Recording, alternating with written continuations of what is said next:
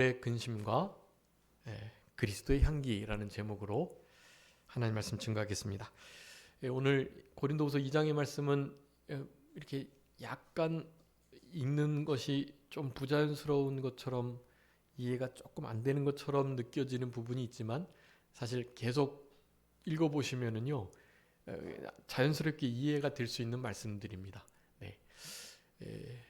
그리고 제목과 같이 여기 사도 바울의 근심, 그리고 사도 바울이 또한 근심케 한 자들이 있는데 그러한 자들, 그리고 그들을 너무 근심하게 하면 안 되고 또 다시 용서하여 사랑으로 대할 것, 이런 것들을 말하면서 이제 그리스도의 향기를 말씀합니다. 우리 지난 시간에 사도 바울이 이제 고린도 후서를 쓰면서 이 고난과 위로에 대한 말씀을 잠깐 하셨는데요. 고난과 위로가 아주 깊은 상관관계가 있듯, 이 사도 바울의 이와 같은 근심들 다 교회를 향한, 성도를 향한 근심들이고요. 그런 근심들과 그리스도의 향기가 상당히 밀접한 관계가 있다라는 것입니다.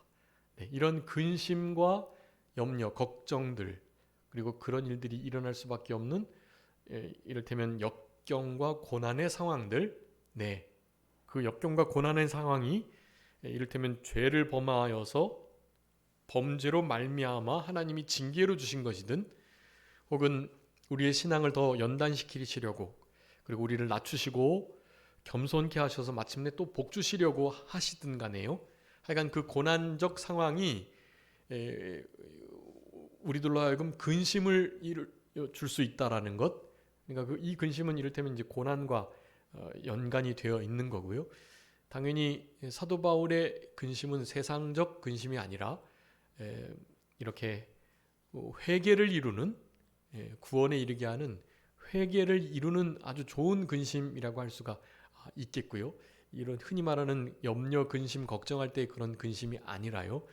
이것은 신앙적 근심이고 교회, 성도들의 믿음을 향한 그러한 근심들이라고 할 수가 있겠는데, 어쨌든 그런 근심들조차도 이런 역경, 고난, 그리고 환난과 이렇게 뛸 수 없다, 맞물려 있다.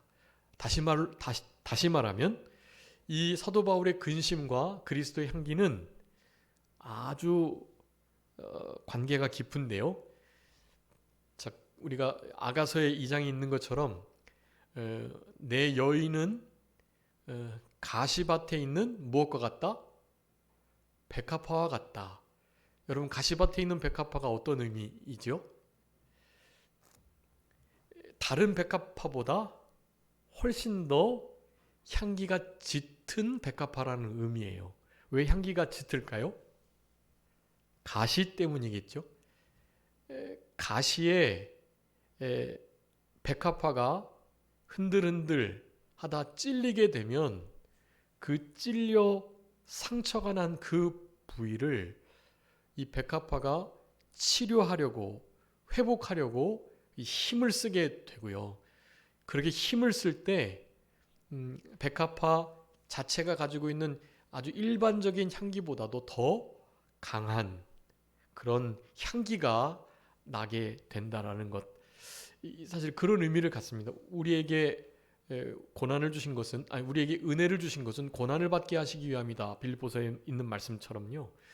사실 고난이 있었던 이유, 우리 1장에서 고난이 있었던 이유 혹시 기억하시는가요? 왜 고난 주신다 그랬죠, 하나님이? 믿는 우리들에게. 사실 고난도 예수님의 4대 구속 사역으로 짐질 붙자, 고난, 연약, 질고, 눈물, 슬픔 다 이미 짊어지셨단 말이에요. 그런데 왜 우리에게 고난이 남아 있냐라는 거죠. 고난이 왜 있다 그랬죠? 1장에서요. 1장 6절에 보면 위로와 구원을 주시려고 고난 주셨다 그랬어요. 우리에게 위로 주시려고요. 왜 위로 주세요? 다르게 그리스도의 고난에 참여하는 자들을 위로하게 하시려고요. 이 고난이 넘쳐야 위로가 더 넘쳐나게 되는 거거든요. 위로 때문에 고난 주시는 거고 또요. 구원을 얻게 하시려고. 이 구원은 이제 당연히 고난을 통해서 보이지 않지만 존재하시는 진짜 신 하나님을 만나게 됨으로 구원 얻게 되는 것도 있지만 당연히 믿는 자들에게 보낸 거니까 구원을 이루어감에 관한 말씀이에요. 구원이 점점 더 견고해지고 또 더 구원이 예수님 닮아가는 그 장성한 분량에까지 자라나는 그런 구원이 이루어지게 하시기 위해서 고난이 있다. 네, 고난은 이유가 명확해요. 특별히 믿는 기독인, 크리스찬의 이 성경적 가치관을 가진 이들은 그래서 애매히 당하는 고난 속에도 이유가 있다라고 생각하면서 그 고난을 이겨낼 수가 있는 거예요. 진짜 고난을 당하는 사람들이 힘든 이유가 도대체 이게 왜 나에게 오는가를 몰라서 그게 되게 힘든 거거든요. 근데 우리는 너무나 고난이 오는 이유를 명백히 알고 있으니까요. 구원을 이루어가게 하시려고 우리를 위로하게 하셔서 위로가 넘쳐나게 하시려고 고난 주는 거예요. 가장 핵심적인 이유는 1장 9절에 있는 것처럼 우리를 다시 살리시는 다시 죽었다가 살아나셨던 이 부활의 성부성자 성령 하나님만을 의지하게 하시려고 고난 주셨다 그랬어요. 여러분 고난은 너무나 분명한 목적을 가지고 우리들에게 오는 것이에요. 오늘 2장도 마찬가지입니다. 여러분 우리들에게 근심, 걱정, 슬픔, 염려, 또 역경과 환난 이런 것들이 우리들에게 오는 이유는 무엇 때문이다?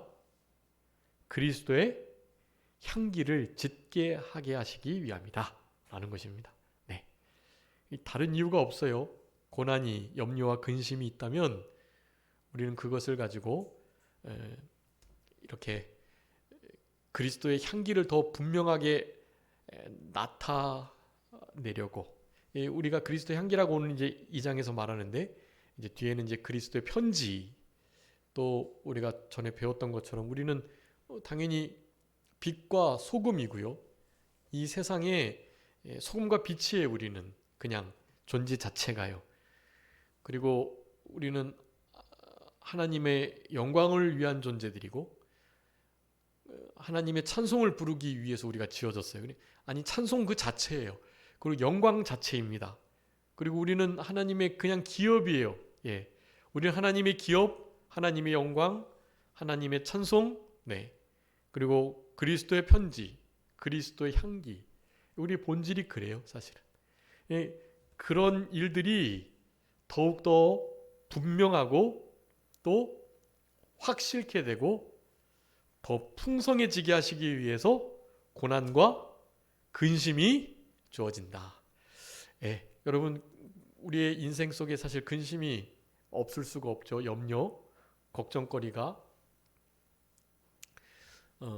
그런 것은 하나님 우리를 골탕 먹이시려고 또 우리 이렇게 못 살게 굴게 하시려고 그리고 결국 망하게 하려고 우리에게 그런 걸 주시는 게 아니에요. 여러분 꼭 기억하세요. 반드시 우리 하나님은 1장에서 고난과 이 위로의 상관관계처럼 그리스도의 향기와 그러니까 그리스도의 편지, 하나님 찬송, 영광 그냥 그 기업 자체가 되게 하시기 위하여 그것이 더 잘 이루어져 가게 하시기 위하여 우리에게 근심을 주신다. 근심을 여러분 최근에 근심되는 일이 있으시다면 그 근심을 통해서 어떻게 하셔야 되겠어요? 그리스도의 향기를 나타내게 하시려는데 모든 포커스를 맞추시면 돼요. 딱 그렇습니다. 다른 것 굳이 이유 찾으실 것 없어요. 근심이 있으시다면 여러분 그 근심이 어떠한 근심이든지요. 물론 우리 뒤에 이제 고린도후서에 살펴볼 거지만 세상 근심이 있단 말이에요. 세상 근심. 세상 근심은 그거는 사망을 이루기 때문에 그 근심은 우리 주님께서 근심하지 말라라고 아주 강하게 명령하신 것으로 우리는 그걸 순종해야 된단 말이에요. 근데 우리 믿는 이들에게는 그 세상 근심만 있는 게 아니에요. 네. 생명을 얻게 하는, 구원에 이르게 하는, 후회할 것이 없는 아주 좋은 근심도 있단 말이에요. 네, 그런 근심들로 다 삼으셔야 돼요. 모든 근심을. 세상 근심이 될 만한, 세상 근심이라고 이렇게 분류할 수도 있는 근심조차도요, 여러분. 그런 것도 회개를 이루는 근심으로 사용하시면 돼요. 그거를. 우리가 눈물이 흐를 때 그 눈물을 그리스도의 십자가와 또 신앙, 그리고 어려운 사람들을 향한 눈물로 이렇게 치환을 하시면 돼요. 네. 양파를 까다가 눈물이 흐르고 있으세요. 눈물이. 여러분, 눈물이 흐르면 양파 까다가 그냥 눈물을 흐르는 거니까 그냥 그건 일반 눈물이죠. 여러분, 근데 그럴 때 그 눈물이 이를테면 좀 더 신앙적 눈물이 될 수 있도록 바꾸시는 거예요. 상황을. 그래서 양파를 까다가 눈물이 나도 그때 빨리 이제 예수 그리스도의 십자가를 생각하는 거죠. 예수 그리스도의 십자가를 생각하면서 너무 감사하고 감격한 일인데, 그래도 주님이 나를 향하여 당하신 그 고난과, 그리고 그 고난을 그렇게 치루시고 난 이후에도 여전히 내가 현저히 십자가를 욕보이고 십자가가 눈앞에 밝히 보이는데 갈라디아 교인처럼 어리석게 성령으로 시작했다가 육체로 마치려는, 십자가를 앞에 두고도 아무런 감각이 없는, 정말 무능력하고 무감각한 그런 영적인 신앙생활을 하고 있는 것은 아닌가라는 것을 점검하시면서 그런 눈물을 바꾸실 수 있도록 이용하시는 게 좋은 거예요. 그냥 눈물이 흐른다고 눈물을 닦고 내버려 두지 마시고 그것을 재빠르게 이용하시는 거예요. 그럴 때 한 번 더 그리스도의 십자가를, 그리고 전 세계에 진짜 어려움을 당하는 정말 순교자의 반열에 들어가서 고난과 수모와 조롱을 당하는 그런 이들을 생각하며 하나님 앞에 간절히 기도하는 일에 사용하면 좋은 거예요.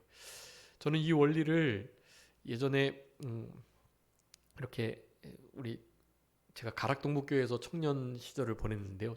중고 청년 시절을 보냈는데, 그때 이렇게 제가 아는 좀 인생에 굴곡이 많았던 형님이 한 분 계셨어요. 그분이 저에게 말해 주었던 거예요. 그 형님이 이제 제가 너무 막 이렇게 장로 아들이기도 하고 막 그러니까 교만한 모습들을, 교만한 눈빛들을 몇 번 보시고 저를 조용히 불러서 내가 기진이 너를 사랑하니까 이런 말을 해주는 거라고 하면서, 앞으로 그 형님에 대해서 기진 네가 더 형님보다 잘하지만 네가 형님을 그런 눈으로 쳐다보거나 그렇게 형님을 대하게 되면 내가 진짜로 혼내줄 거라고 너무 아주 무섭게 말했던 적이 있었거든요. 네. 그 뒤로 제가 되게 조심하고 나에게 그런 눈빛이 실제로 있구나라는 것을 막 너무 부끄럽고 너무 막 뼈저리게 깨달았어요. 처음에 그 말을 듣는데 되게 그 형님이 괘씸했죠. 자기가 뭔데 나한테 뭐 혼난다 만다 이렇게 말을 해? 그렇게 생각했는데요.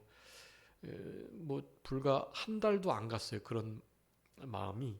그리고 한 달이 되기 전에 그게 어떤 의미인지 너무나도 분명하게 깨달았고 막 너무 부끄럽더라고요. 그게. 그래서 지금도 제가 그 형님을 생각하면 얼마나 이렇게 감사하고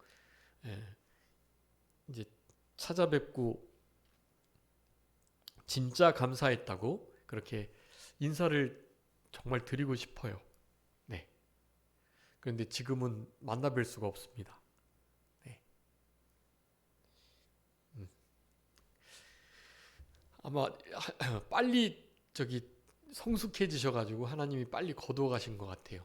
네. 좀 빨리 성숙해지면 하나님이 빨리 데려가시는 것 같아요.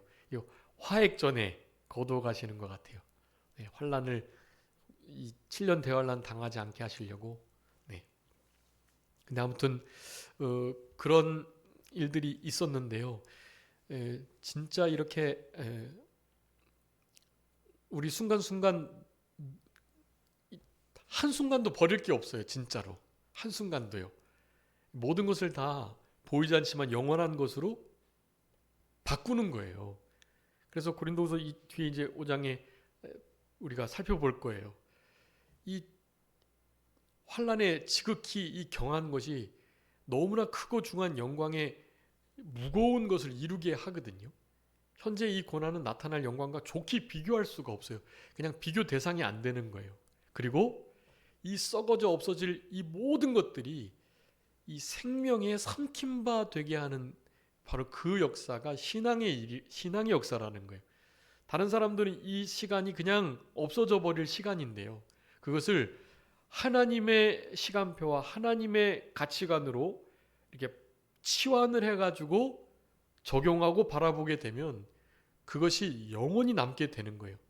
말씀드리지만 흔히 일반적인 24시간 크로노스라 그랬죠. 크로노스.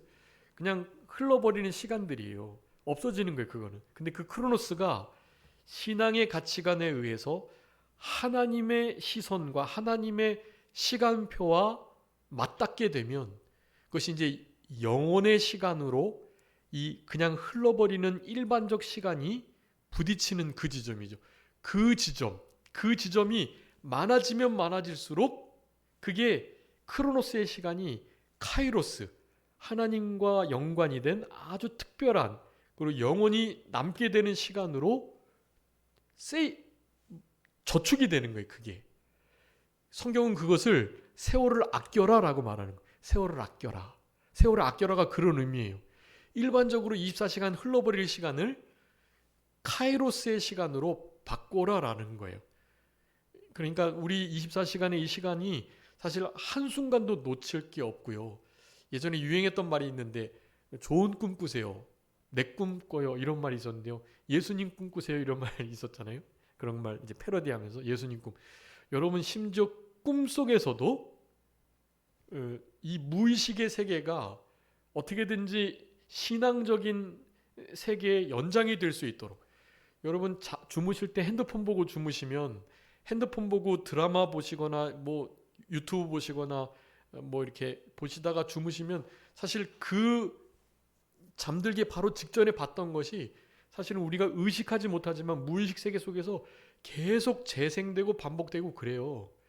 그러니까 주무시기 전에 사실은 기도로 말씀 묵상하며 스르르 잠드시는 거하고 그렇지 않은 거하고는 여러분 천양지차 같아요. 심지어 주무시는 시간조차 하나님과 관계된 시간이 되도록 하나님께 기도를 드리시면서 시간을 허투루 쓰지 않는 거예요. 진짜 그런 원리를 터득하는 게 참 중요한 것 같아요. 예.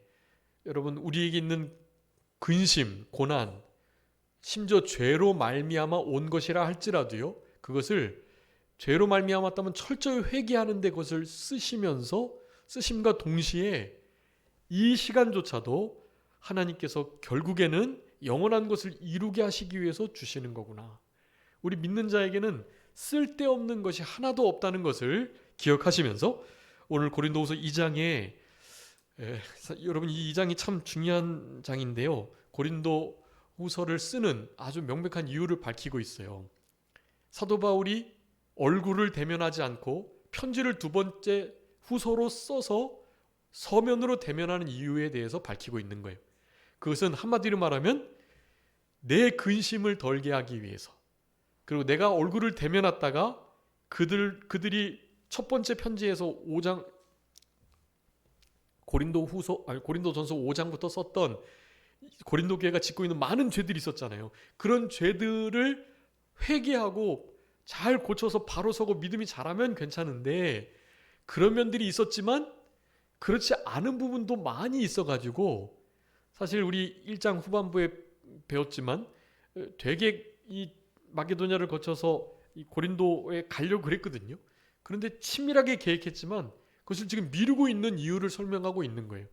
너희들이 회개해서 그런 죄된 면들이 바로 서기를 내가 간절히 기다리고 있다.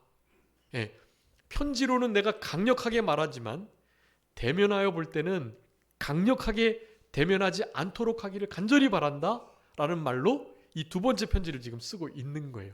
그래서 그런 부분에 대한 설명들이 이제 뒤에 9장, 10장, 13장 계속 나와요. 왜 지금 내가 이렇게 편지를 쓰고 있는지에 대해서요. 그러니까 오늘 그 이유에 대해서 가장 분명하게 밝히고 있는 것입니다. 1장 마지막에 고린도에 가지 아니한 것 너희들을 아꼈기 때문이다라고 말을 했잖아요. 거기서부터 이미 이유를 지금 밝히고 있는 거예요. 그러면서 2장 1절에 말씀합니다. 근심 중에 나아가지 아니하기로 스스로 결심했다. 계획을 분명히 세웠지만 허투루 세운 것 아니고 치밀하게 잘 세웠지만 안 가기로 했다. 네. 특별히 이제 뒤에 나오지만 이제 디도를 만나기로 했는데 디도가 고린도 형편을 돌아보고 이 어디죠? 드로아죠. 이 12절에 드로아에서 만나기로 했는데 늦게 오는 거예요. 이 디도가.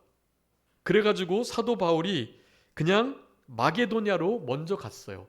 기다리다가 디도를 드로아에서 만나지 않고. 왜냐하면 디도가 늦게 왔다라는 이유는 아직 고린도의 여러 가지 죄된 문제들이 해결되지 않았기 때문에 그것을 좀 제대로 해결하고 사도 바울에게 보고를 하려고 늦게 온다라는 것을 말하고 있는 거예요. 네, 그래서 여러분 이것은 무엇을 말하느냐 하면 우리 사도 바울이 우리 고린도 전서에서 아주 강력하게 편지를 썼단 말이에요. 예, 막 그냥 이 사탄에게 막 육체는 내어주고 영은 그냥 겨우겨우 구원만 얻는 상태. 막 그렇게 왜냐하면 사도 바울의 사도됨을 부인하고 막 함부로 하고 막 그랬으니까 이 고린도 교회가요. 사도됨을 증거해야 할 교회가 고린도 교회인데 말이죠. 예. 그렇기 때문에 사도 바울이 아주 강력하게 말을 했다고요. 예.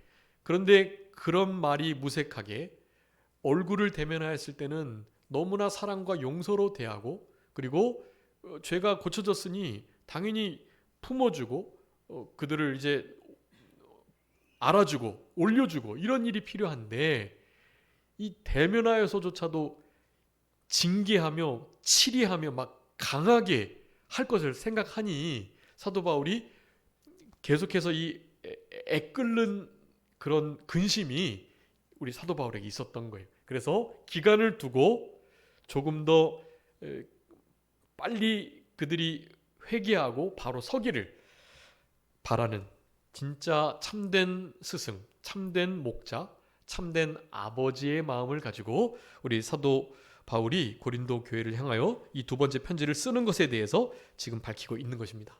그 근심조차도 어떻다? 그리스도의 향기를 드러내는 좋은 방편이 된다. 그러니 너무 걱정하지 말고 그 대신 빨리 잘 회개해가지고 내가 근심으로 강력한 어조로 채찍을 들고 막대기를 가지고 징계하는 것으로 고린도 교회에 나가지 않도록 그리스도의 향기를 좀 바라면서 그렇게 믿음을 바로 세워라 라는 말씀을 하고 계시는 것입니다. 여기 3절에 보면 너희 모두에 대한 나의 기쁨이 너희 모두의 기쁨인 줄 안다. 여러분 목회자의 기쁨은요 성도의 기쁨이 되는 거예요. 목회자의 기쁨을 성도가 잘 기뻐하지 못하는 경우는 있을 수 있죠. 그런데 성도들의 기쁨은요 반드시 목회자의 기쁨이 돼요. 우리 지난 시간에 우리 거기 배웠죠. 우리 1장 14절에 우리의 자랑이 되고 우리가 너희의 자랑이 되고 그거요. 그러면서 우리 빌립보서하고 데살로니가전서 2장에 기쁨, 자랑, 소망, 영광의 면류관이다. 서로가 서로에게요. 그런 말씀했잖아요. 기쁨도 마찬가지. 기쁨 그들의 기쁨이 곧 나의 기쁨. 그러니까 하나님의 종의 기쁨이 되는 거예요. 종의 기쁨을 성도들이 자신들의 기쁨으로 참여하면 더없이 좋겠지만 그렇게 되는 것이 종종 어려울 때가 있고요. 그렇지만 성도들의 모든 기쁨은 한결같이 예외 없이 우리 하나님의 종들의 참된 하나님의 종들의 기쁨이 된다라는 것을 그렇게 말씀을 하는 거예요. 반면 우리 뒤에 고린도후서 12장에 보면 그들이 회개하지 않고 끝까지 그렇게 버팅기면 그 일이 사도 바울의 하나님의 종의 너무나 큰 슬픔이 될까 염려하는 그런 모습을 또한 말씀하고 계셔요. 그래서 여기서 일단은 제일 중요한 것은 사도 바울이 우리 고린도 교회에 가지 않고 이렇게 편지를 쓰게 되는 이유를 지금 밝히고 있다라는 것입니다. 이 모든 것은 다 넘치는 사랑 때문이다. 4절에 말씀합니다. 고린도 전서를 쓰면서 많은 눈물과 큰 눌림, 걱정으로 편지를 썼다라는 거예요. 그렇지만 강력한 어조로. 그런데 그것이 조금 호전됐다는 말도 들어서 참 감사한 일이고, 조금 더 기회를 줘서 저들이 바로 온전히 돌아올 수 있도록 사랑으로 이 일을 지금 하고 있다라고 말을 하는 것입니다. 여기 고린도 후서 10장하고 13장이요. 이렇게 대면하여는 유순하지만 편지로는 이 편지의 글로는 강력하게 하는 사도 바울 별거 없다. 이런 식의 말을 막 하는 거예요. 이렇게 자기 자신들을 대하는 걸 보고 자신이 뭐 진짜 사도고 자신 있으면 편지로 이렇게 뭐 강력하게 말할 게 아니라 와서 뭐 우리한테 해야 되는 거 아니야? 괜히 편지로는 강력하게 하면서 말이지 대면하에서는 뭐 찍소리도 못할 거면서 이런 식의 막 말이 도는 거예요. 이게 다 비방의 말들이에요. 참된 하나님의 종의 그 깊은 사랑을 알지 못하고 그 스승과 아버지의 마음으로의 이 기다림이나 그런 걸 전혀 이해하지 못하는, 그러니까 어린 거지. 한마디로 말하면 어린 상태에 있는 교회의 그 면면들을 계속해서 보여주고 있기는 합니다. 편지를 들고 편지 안에는 무게가 있고 힘이 있지만 몸으로 대할 때는 약하고 말도 시원치 않고 뭐 이런 식의 말을 고린도후서 10장 9절에 이렇게 말을 하면서 그런 말이 또 들리는 거예요, 사도 바울에게. 그렇지만 편지를 쓰면서 사랑하는 마음으로 그렇지 않다라는 것을 말하는 것입니다. 만약에 내가 너희들에게 강력하게 나간다면 너희들 도대체 어떻게 하려고 그러느냐 좀. 근데 너무 근심스럽다. 지금 이런 말을, 이런 뉘앙스를 풍기고 있는 것입니다.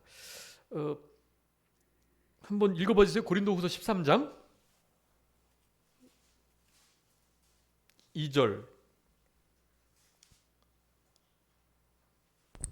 내가 이미 말하였거니와 지금 떠나 있으나 두 번째 대면하였을 때와 같이 전에 죄 지은 자들과 그 남은 모든 사람에게 미리 말하노니 내가 다시 가면 용서하지 아니하리라. 10절. 그러므로 내가 떠나 있을 때에 이렇게 쓰는 것은 대면할 때에 주께서 너희를 넘어뜨리려 하지 않고 세우려 하여 내게 주신 그 고난을 따라 엄하지 않게 하려 함이라. 아멘. 다시 가면 갔을 때까지 회개하지 않고 돌이키지 않으면 내가 진짜 용서하지 않을 건데, 정말 엄하게 할 건데, 하나님이 나에게 주신 것은 그렇게 엄하게 대하라는 것이 아니라 너희들의 믿음을 세우려 하고 어떻게든지 좀 바로 되도록 하려고 하는 것이니까 제발이지. 그런 오해하지 말고 그런 폄하하는 말 하지 말고 좀 믿음에 서라, 이 말을 지금 하고 있는 것입니다. 우리 1장 24절에서 너희 믿음을 주관하려고 하는 것이 아니고 너희 기쁨을 돕는 자가 되게 하려고, 너희 믿음에 서 있는 그 믿음을 굳건히 하려고 내가 하는 것이지. 이렇게 편지도 강력하게 쓰고 대면할 때는 좀 온유하게 부드럽게 대하려고 하고 그런 것이지 다른 이유가 아니다라는 것을 말씀하는 거예요. 여러분, 사도 바울은 실제로 이러한 일에 상당히 근심하고 마음을 썼던 인물인 것을 우리는 알 수 있습니다. 그래서 그런 근심을 우리 고린도후서 7장에서 이렇게 말해요. 한번 읽어주세요. 고린도후서 7장 10절. 여러분 옆에 그 근심하고 밑에 그 염려에다가 아까 다 써주세요. 하나님의 뜻대로 하는 근심은 후회할 것이 없는 구원에 이르게 하는 회개를 이루는 것이요 세상 근심은 사망을 이루는 것이니라. 아멘. 자, 여기 두 가지 근심이 있어요. 하나님의 뜻대로 하는 근심, 그리고 세상 근심. 자, 하나님의 뜻대로 하는 근심은 어떤 근심이에요? 후회가 일단 없고요. 구원에 이르게 하는 회개. 회개를 하게 하는 근심이라는 거예요. 여러분, 이게 참 좋은 근심입니다. 이 근심이 어떤 형태로 온, 어떤 이유로 온 근심이든 간에요. 여러분, 그 근심은 이 회개를 이루는, 아주 결국 회개해야 구원받으니까요. 회개에 이르게 하는, 결국 구원받게 하는, 이미 구원받은 우리는 어떻게 해요? 계속된 중복 회개를 통해서 구원이 이루어져 가는, 두렵고 떨림으로 구원을 이루어가는 건설 구원, 우리의 영이 자라는, 예수님 닮아가는 하나님의 백성다운, 천국 시민다운 그런 의미에서의 구원을 또 포함하기도 하는 것입니다. 그런 구원을 얻게 만들고 이루게 만들고 거기에 이르게 되는 회개를 하게 하는데 이 근심이 아주 주된 요인으로 작동된다. 여러분, 회개가 이 어려움, 근심, 염려, 걱정이 있을 때 이 회개하는 일이 있어요. 하나님이 그래서 근심을 주시는 거예요, 우리에게.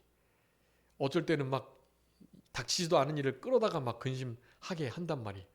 다 결국 회개하고 보이지 않는 하나님을 절대적으로 신뢰하게끔 하시기 위해서 그런 일을 하신다라는 것을 여러분 기억하시고, 당연히 세상 근심, 전혀 쓸모없는, 진짜 아무런 영향가 없는 그런 근심, 결국엔 사망에 이르는, 그냥 사망, 진짜 끊어져 없어버리는, 하나님과 관계없고 하나님 앞에 부여하지 못하고 영원히 남지 않는 그런 근심들 있죠. 그런 근심들 하는 것은 정말 큰 시간 낭비예요. 그러니까 그런 근심은 전적으로 멀리 하시고, 무슨 근심요? 하나님의 뜻대로 하는 근심요. 여러분, 하나님 뜻대로 하는 근심이 뭔가요? 하나님의 뜻은 성경에 나타나 있으니까 성경에서 나타난 신앙적 근심들을 가리키는 거예요. 결국엔 그것은 구원에 이르게 하는 회개를 얻게 하는 데에 방점이 있다라는 것을 기억하시고요. 자, 이런 근심을 우리 사도 바울은 늘 하고 있고, 이것이 하나님의 종의 해산의 고통의 한 종류이기도 하고요. 우리 사도 바울은 그래서 실제로 사역을 늘 하면서 항상 이 근심에 언제나 눌려 있었습니다. 예, 한번 읽어봐 주세요. 고린도 후서 11장 28절. 이 외의 일은 고사하고 아직도 날마다 내 속에 눌리는 일이 있으니 곧 모든 교회를 위하여 염려하는 것이라. 아멘. 사도 바울이 어마어마한 실제적 육체의 고난을 받았어요. 근데 그런 것은 일이 아니라는 거예요. 그것보다 나를 훨씬 더 짓누르고 근심하게 하고 나를 정말 고통스럽게 하는, 내 속에 날마다 역사하는 아주 무거운 그것이 있는데, 그것은 바로 교회를 향한 염려예요. 교회는 교회의 성도를 가리키는 거예요. 성도들이 범죄해놓고 회개하지 않는다. 신앙이 믿은 지 오래됐는데 자라나지 않는다. 계속해서 진보, 전심전력해서 진일보하도록 해야 되는데 도리어 후퇴하고 겨우겨우 버틴다고 하니까 제자리에 머물러 있긴 한데, 제자리에 머물러 있는 건 후퇴하는 거나 다름이 없거든요, 사실은. 그런 상태에 있을 때 이 하나님의 종들이 막 애가 타고 해산의 수고가 막 되는 거예요. 기도하면서, 권면하면서, 막 마음 쓰면서요. 예. 그런 일들이 반드시 필요하니까 주시는 거긴 하지만, 당사자들에게는 그 일이 정말 큰 짐이 되는 것입니다. 주님이 함께 져주고 가시지만 당연히 하나님의 종의 십자가라고 할 수밖에 없는 것입니다. 그런 상태에 있는 우리 사도 바울, 그런데 그런 중에 있다가 해산의 수고를 하다가 잉태하면 그동안에 생명 낳은 것으로 인한 잉태하는 고통을 잊어버리는 것처럼요, 하나님의 교회가 잘 세워져 나가고 바로잡힌다는 말만 듣기만 하면 그동안의 모든 근심 눌리는 것들이 다 없어지고 주님이 주시는 정말 큰 기쁨이 찾아오게 되는 거예요. 이제 살겠다. 와, 그런 말 들으니까 내가 이제 살겠네. 그런 고백을 하게 되는 거예요. 한번 읽어봐 주세요. 데살로니가전서 3장 8절요. 데살로니가전서 3장 8절.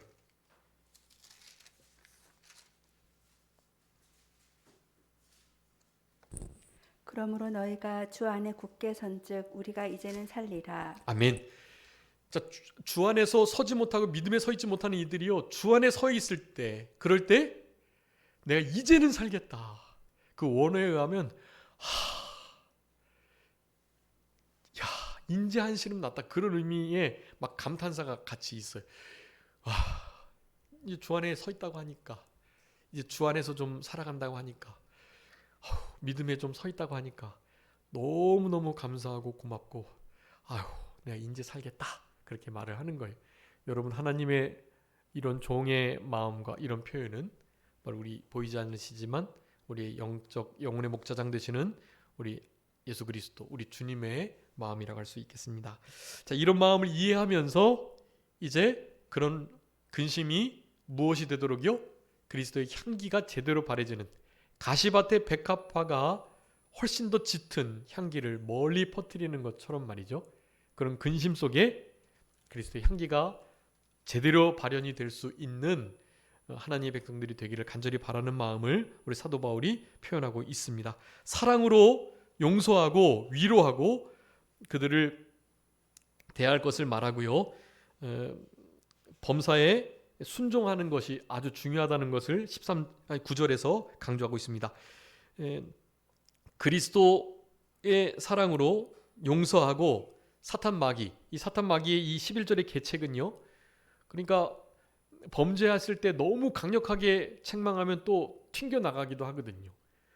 범죄했는데 그냥 사랑으로 오냐오냐 하고 덮어주고 막 그렇게만 해서도 또 안 되거든요. 사탄은 그 두 가지 치우침을 계속해서 그렇게 미혹하는 거예요. 아이, 그 허물 덮어주라 그랬잖아. 그런 건 드러내면 안 되고 잘 덮어줘야 돼. 이런 식으로 그냥 무마시켜야 할 게 있고, 아프지만 도려내서 누룩을 제거하듯 분명하게 공적인 책망과 공적인 징계, 이 근실한 징계, 참된 교회 표지예요. 그게 교회 안에 분명히 세워야 할 것들을 그런 징계 절차를 통해서 세워나가는 것이 또한 아주 중요하거든요. 당연히 그것이 사랑과 자비 그리고 인애에 기반한 징계여야만 하지요. 당연히 물론.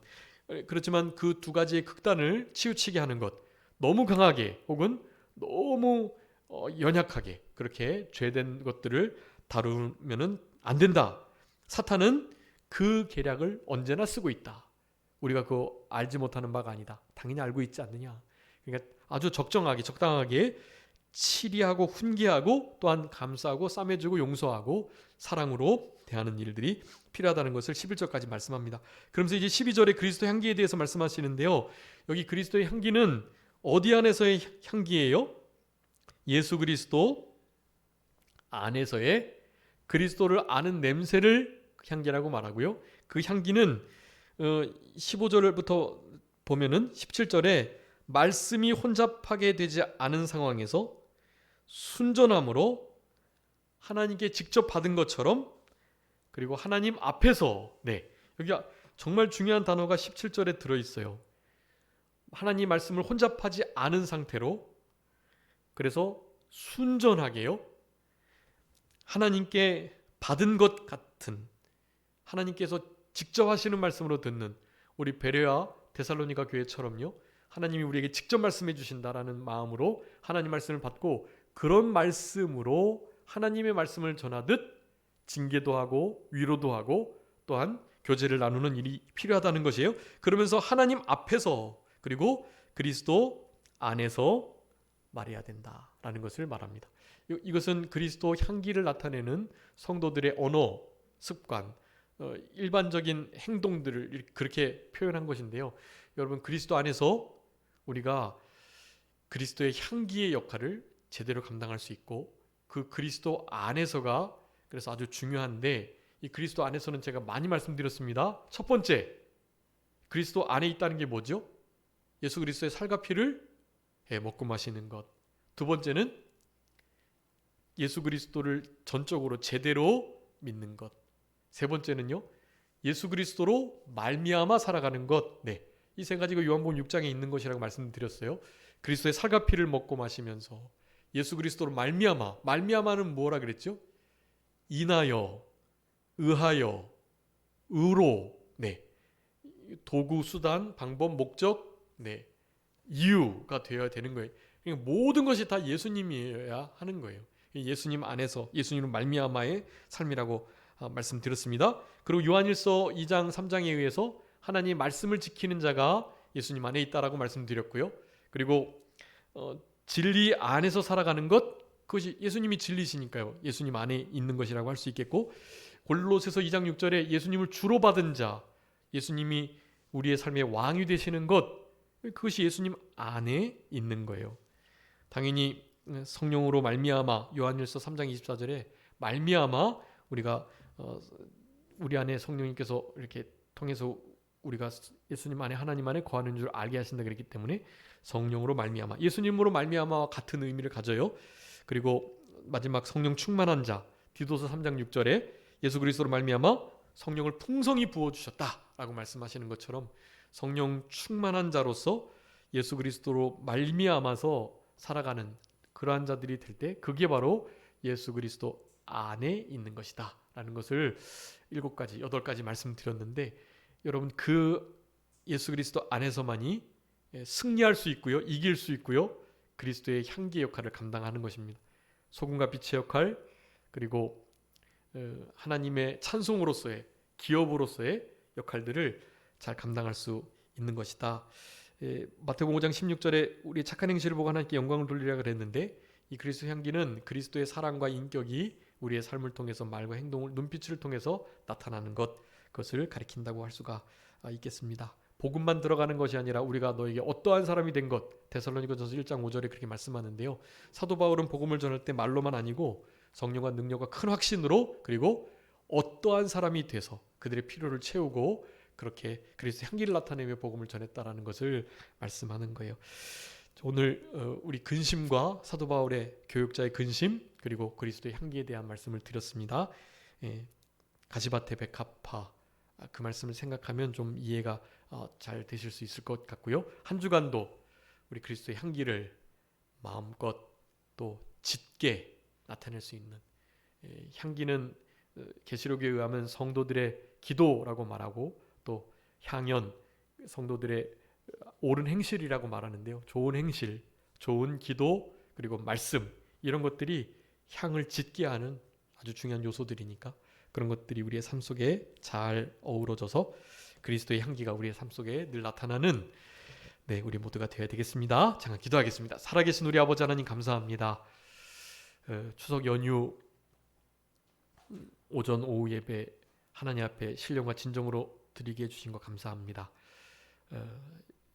이제 연휴 기간이 낀 주일날에는 성도님들이 많이 안 나오시는 그런 시대 속에서 우리가 지금 살아가고 있는데, 어디서 무엇을 하시든지 이 주일 예배의 자리를 늘 기억하게 하시고, 우리가 고향에 내려가서 고향 근처의 시골 교회에서 하나님을 예배하는 것이 너무나 복된 일이고, 그렇게 하나님 앞에 예배드리는 그런 것을 실제적으로 복되게 여기며 그와 같은 일들을 잘 이루는 우리들이 되게 해주시고, 또 그것만큼 좋은 것은 본교회를 잘 지켜내며 우리 하나님 앞에 예배를 온전히 주일 성수하면서 그렇게 연휴를 지내는 것 또한 하나님이 참 기뻐하신다는 것을 우리가 잊지 않고, 하나님 앞에 믿음으로 하나님을 온전히 예배하는 우리들의 삶이 될 수 있도록 하나님 성령으로 역사하여 주시옵소서. 우리의 생각과 행동과 말, 눈빛을 통해서 그리스도의 향기가 나타날 수 있도록 우리 아버지 하나님 역사해 주시기를 간절히 바라옵고, 그래서 우리가 그리스도의 편지, 빛과 소금, 하나님의 대리자로서의 역할들을 주님 오실 때까지 잘 감당하는 우리 모두가 되게 하여 주시옵소서. 아버지 하나님, 연휴 오고 가는 길 안전하게 지켜주시고 하나님이 기뻐하시는 명절이 될 수 있도록 하나님께서 특별히 권고하시고 도와주시옵소서. 가족이 하나 되고 사랑으로 뭉치는 그런 복된 시간들, 또 보고 싶었던 가족들을 만나며 진짜 기뻐하고 진심으로 감사할 수 있는 그런 복된 연휴가 될 수 있도록 하나님 도와주시고, 연휴 끝날 이렇게 피로가 쌓이지 않도록 하나님께서 피로까지도 잘 지켜주시고 하나님 건강을 보호하여 주옵소서. 모든 것 주님께 맡기옵고 살아계신 예수 그리스도의 이름으로 기도 올리옵나이다. 아멘.